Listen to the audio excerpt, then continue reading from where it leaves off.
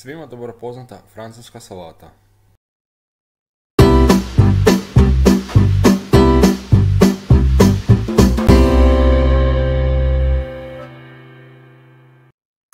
Prvo stavimo da se kuhaju jaja,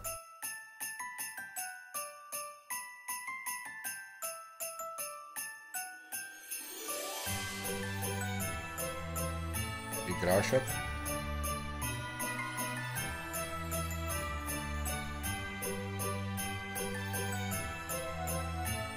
zatim krumpir narežemo na sitne kockice,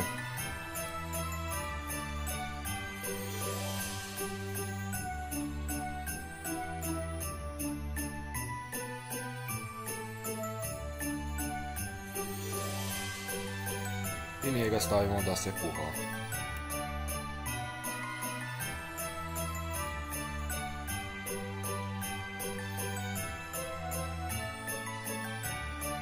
Zatim i mrkvu narežemo sitne kockice.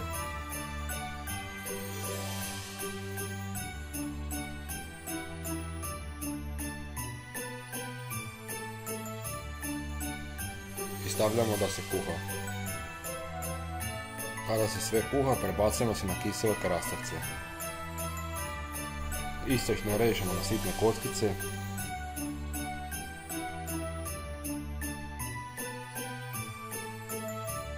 Kada su jaja skuhana i ohlađena, narežemo ih na kockice.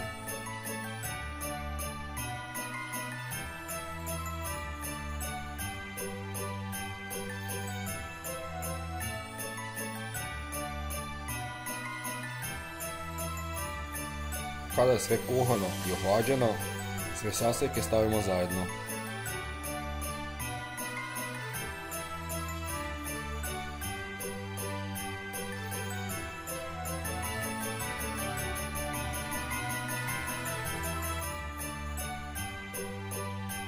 Dodajemo sol i papar i umjesto majoneze stavimo jedan grčki jogurt, žlicu senfa i malo limunovog soka. Sve zajedno dobro izmiješamo i salata je gotova, spremna za serviranje. Dobar tek! Ako ti se video svidio, pretplati se na kanal, vama je to sitnica, meni bi puno značilo.